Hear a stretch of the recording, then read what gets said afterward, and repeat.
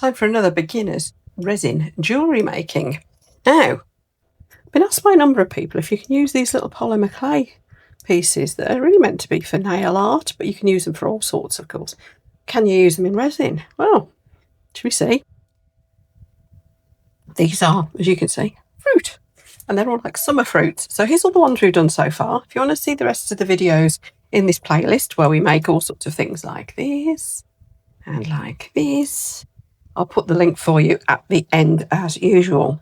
Right, let's get stuck in. So I'm putting my gloves on, not because I have any allergic reactions to ultraviolet curing resin.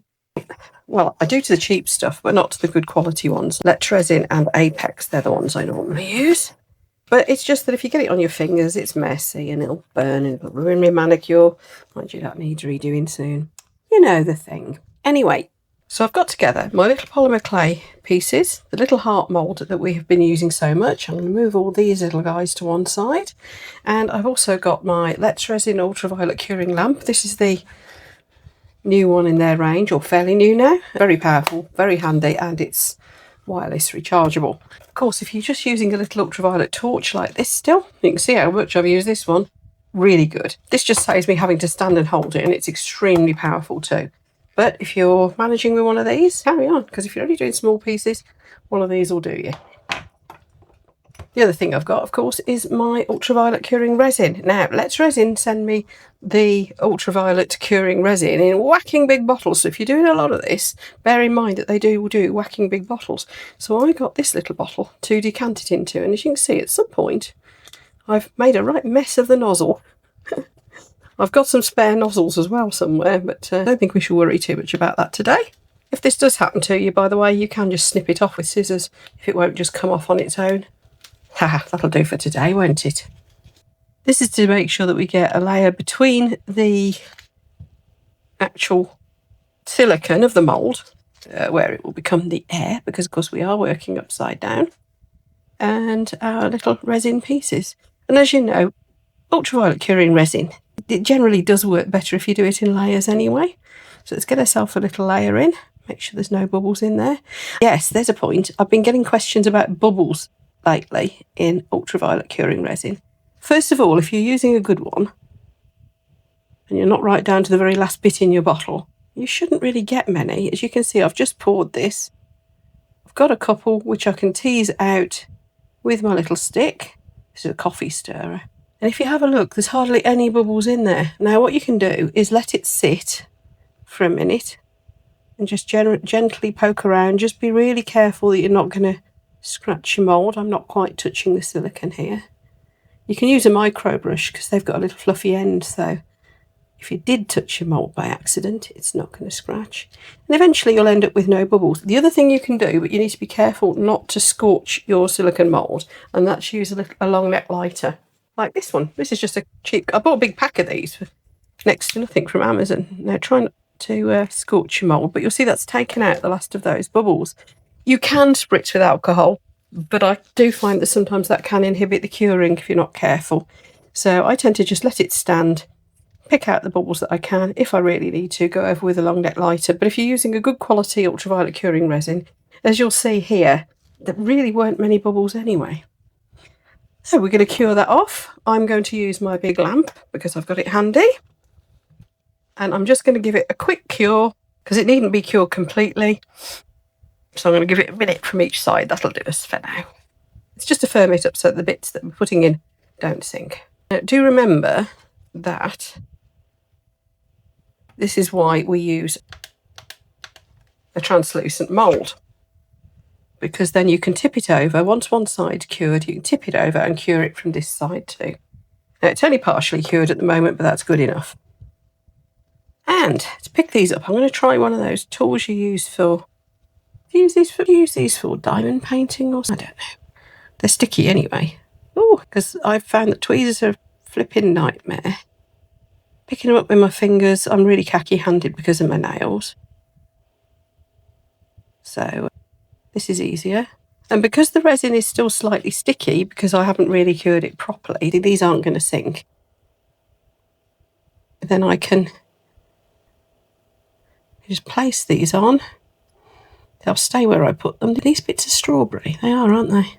Let's have another bit of orange. I don't know if I want the bits of melon. I think those might be a bit out of scale. I think what I want to do is put another layer, but I'll cure this one off first, I think. Right, so that'll be slightly 3D already, won't it? It'll stick again. Just tease that around. This is a very thin layer this time. Now, it's up to you if you want to put a coloured layer on the back of this or not. I'm going to leave it clear because I think it'll look rather sweet. Clear. Maybe a tiny drop more. This is purely optional. This is just making it more 3D so that the next few pieces I put in are quite clearly just a little bit more behind the first layer. Again, I'm just going to zap it for a minute. This doesn't need to be fully cured because every time I do this, it's curing the layer underneath that little bit more. So we're just going to put another layer in. And I think we want another strawberry. And that can go here. We'll have another bit of slice of kiwi. That can go there. Let's have a bit more lemon. This is going to be very fruitfully packed, isn't it? Can you imagine if this was in a sangria? Yes, I need a holiday. I'm starting to get obsessed with the idea of going on holiday. How's that? I think that's going to do us. Maybe we need... Oh, I don't know. We need a little something over here. Should we just push this one across? Let's take it in there instead. Right, I think that'll do. Ah, that's where the other one went. I knew I'd lost one somewhere. Go on. Get off the end of my bottle. You can go there. Right, so now we're going to fill this up. Maybe dome it very slightly. But we are going to take it up to the top. And to make sure that the resin gets all down underneath those little pieces and it settles properly, I'm going to leave it to sit just for a couple of minutes. There we go. I'm just going to guide the resin round that edge.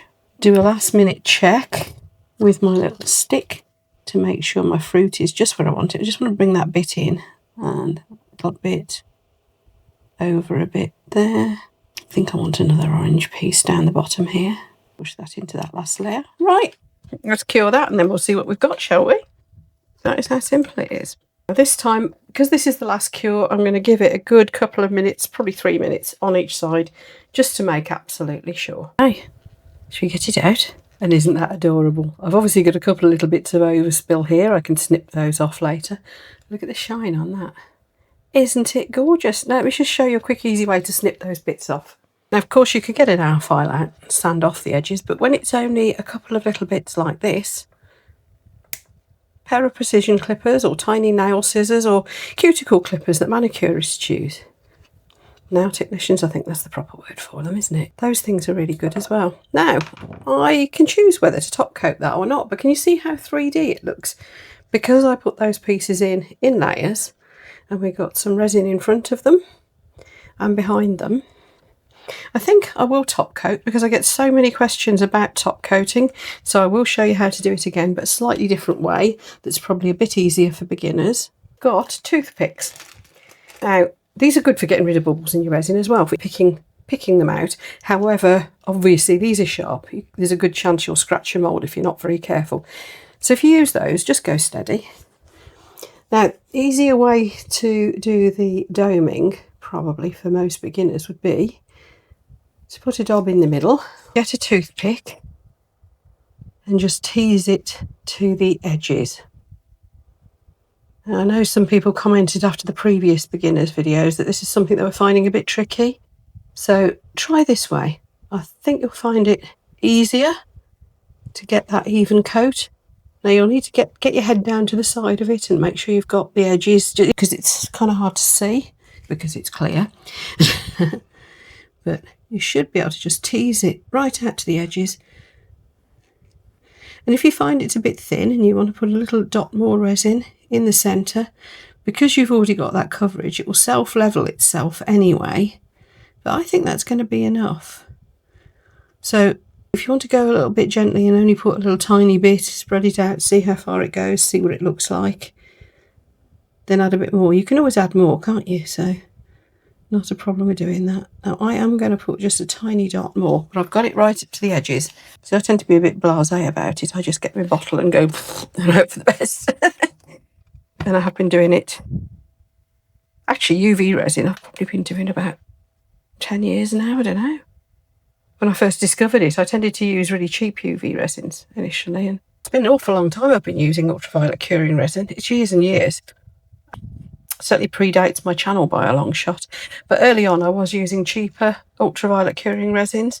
The Let's Resin ones and the Apex ones have been a revelation. I had an awful lot of fails that were taking a long time to cure. Some stayed sticky, some got a load of bubbles in, some just never cure at all. Some went yellow really quick as well. They weren't at all ultraviolet resistant. However, honestly, the difference was night and day when I discovered actual proper brands of UV resin. So no more Temu resin for me. There we go. Now, of course, I could do the back as well if I want. I may or may not. I don't know yet. But what do you think? Now, of course, all we need to do is drill that little hole in it and pop it on a little clasp like I did with this one. If you want to see how to do that, have a look at the earlier parts of this series of resin jewellery for beginners, and you'll see how easy that is to do with a little pinch bail.